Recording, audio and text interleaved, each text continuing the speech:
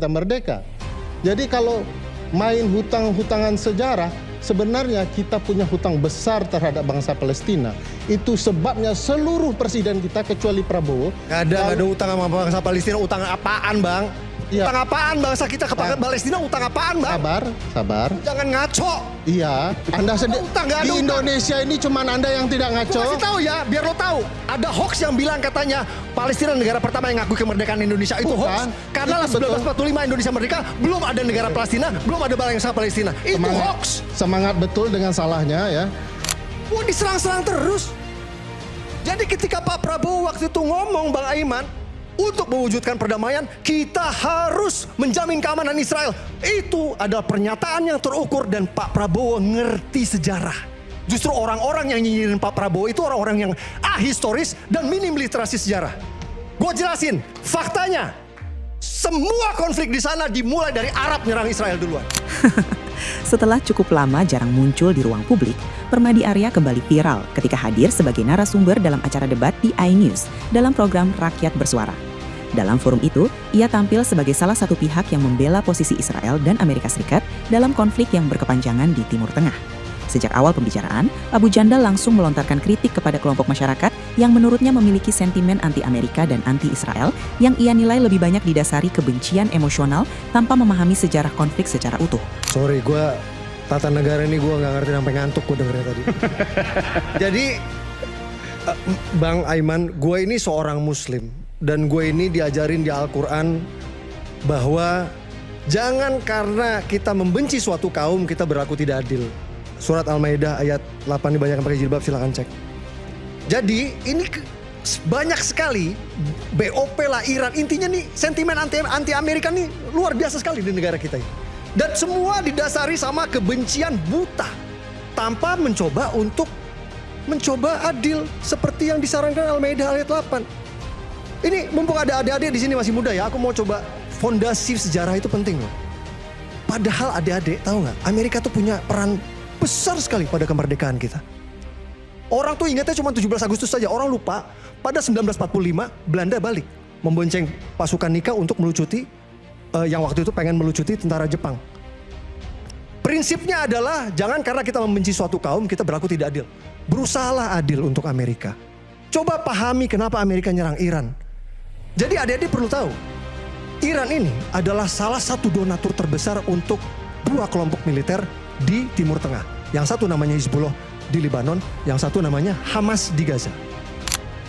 Bang Aiman, dari tahun 1992, Iran ini udah ngasih duit ke Hizbullah 700 juta sampai 1 miliar dolar per tahun. Dan dari mulai tahun 2005, Iran ngasih duit ke Hamas 100 juta sampai 300 juta per tahun. Duitnya dipakai apa adik-adik? Dipakai beli roket, dipakai beli rudal untuk nembak ke Israel, untuk ngebunuh warga sipil Israel. Selama puluhan tahun. Sekarang balikin ke kita ya. Adik-adik pikir nih, ya pakai hati ya. Ini misalnya nih Malaysia ya, ngasih duit ke teroris. Terus terorisnya beli bom. Bomnya dipakai buat ngebunuh rakyat Indonesia. Kira-kira perasaan kita gimana? Puluhan tahun lagi.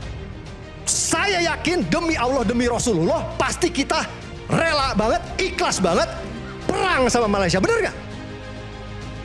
Ia kemudian mencoba menjelaskan versinya tentang akar konflik di Timur Tengah dengan menyebut bahwa konflik panjang tersebut bermula ketika negara-negara Arab menyerang Israel lebih dulu karena tidak bisa menerima keberadaan negara Yahudi di kawasan itu.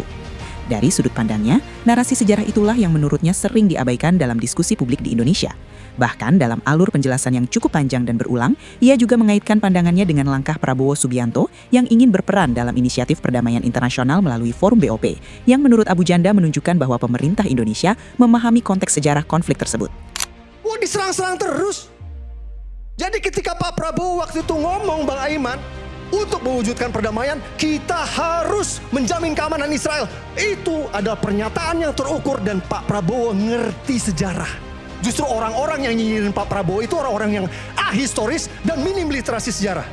Gue jelasin, faktanya semua konflik di sana dimulai dari Arab nyerang Israel duluan. Ini fakta. Tahun 1948, pertama kali perang, itu koalisi negara-negara Arab nyerang Israel. Tahun 1967, koalisi negara Arab menyerang Israel, disikat dulu sama Israel. Dikenal dengan perang 6 hari. Tahun 1973, koalisi negara Arab nyerang Israel. Dikenal dengan Perang Yom Kippur. Tahun 1987, negara-negara Arab patungan ngasih duit ke teroris nyerang ke Israel. Yang dikenal dengan Intifada 1. 2001, negara-negara Arab ngasih duit ke teroris nyerang ke Israel. Yang dikenal dengan Intifada 2 sampai balik ke yang saya bilang tadi, tahun 92. Hizbullah dikasih duit sama Iran, tahun 2005 Hamas dikasih duit sama. Puluhan tahun konflik. Gara-gara Arab kagak bisa lihat, Yahudi diem. Tuh dia lagi diem, kita serang yuk. Makanya Pak Prabowo udah benar. Kalau mau damai, ya jangan nyerang si Israel. Jadi, keputusan Pak Prabowo membawa Indonesia ke board of peace ini sudah benar. Kalau kita lihat dari sisi sejarah. Karena memang board of peace Trump ini memang niatnya ingin mewujudkan perdamaian dengan cara apa? Dengan cara mentiadakan donatur yang memberikan duit ke teroris. Makanya dia nyerang Iran.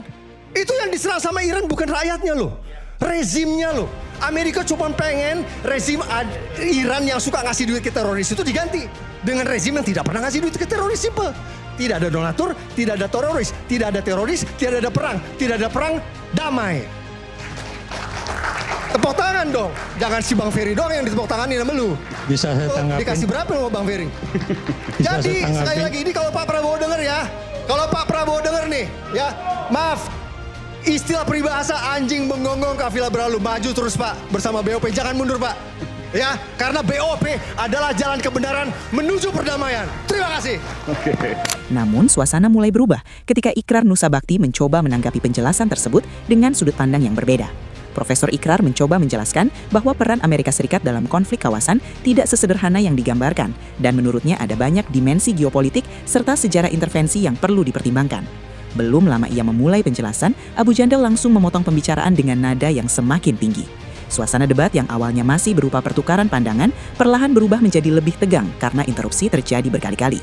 Dalam momen itulah kontroversi muncul ketika ucapan yang dianggap tidak pantas terdengar dalam perdebatan tersebut, sehingga bagian tertentu harus dipotong oleh pihak iNews karena dinilai tidak layak ditayangkan kepada publik. Kita boleh boleh merespon. Boleh saya ngomong. Oke, silakan Prof. Amerika kenapa turun tangan pada 1948-49 itu karena ada. Jangan ngaco ya Pak ya, tolong ya. Oh Udah iya, tadi ini ngaco mulu. Anda juga baca sejarah dong, ya. Coba Anda baca Revolution and Nationalism in Indonesia tulisan Keynes, ya. Di situ dijelaskan mengapa Amerika turun tangan, karena ketakutan Amerika bahwa Indonesia akan jatuh ke tangan komunis, ya. Betul, karena ada pemberontakan di Madiun itu. Betul Nah, Mamang, betul. Ya. Itu betul. Itulah. Tapi apapun ya. itu Pak, apapun Tunggu itu, Amerika dulu. perannya besar. Jangan Anda pikir Amerika tuh negara yang baik, ya. Ya itu kan masalah Tunggu dulu. Saya juga cerita dulu, ya. Di zaman Gue tidak ada urusan sama perasaan lo Pak. Perasaan lo gue gak ada urusan. Katanya Anda mau belajar sejarah, ya. Jagoan gue daripada lu pasti lah. Lah, gimana? Anda tahu ya.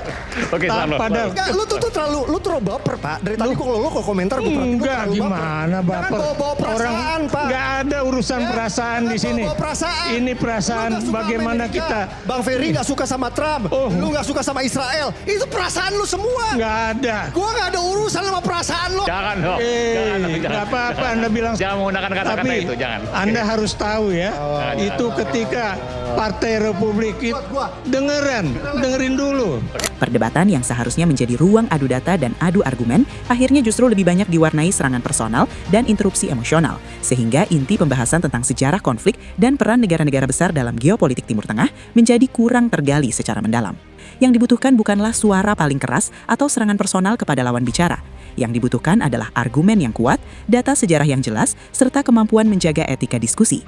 Karena di ruang publik, ketika emosi mulai menggantikan data, maka perdebatan tidak lagi menghasilkan pemahaman, melainkan hanya menyisakan keributan. Ya, Tapi jangan kata-kata bagaimana ketika Amerika Serikat itu, ya, awal-awal kemerdekaan Indonesia juga, itu membantu pemberontakan daerah di PRRI dan Permesta. Ya, itu kalau Anda lihat ya. Dan kemudian ada perubahan besar dari kebijakan Amerika terhadap Indonesia ketika siapa? Kennedy dari Partai Demokrat itu terpilih menjadi presiden pada 1961. Jadi kita juga harus tahu sejarah itu ya. Mengapa kemudian Kennedy membela Indonesia dalam kaitannya dengan Irian Barat misalnya kan. Tapi sebelumnya ketika Eisenhower itu menjadi Presiden Amerika Serikat, Indonesia dipecah belah ya. Supaya terjadi pemberontakan di daerah. Tapi lagi-lagi tujuannya apa? Mencegah Indonesia jatuh ke tangan komunis. Itu adalah sejarah. Oke, saya sedikit ngasih masukan ya. Gue seorang Muslim, gue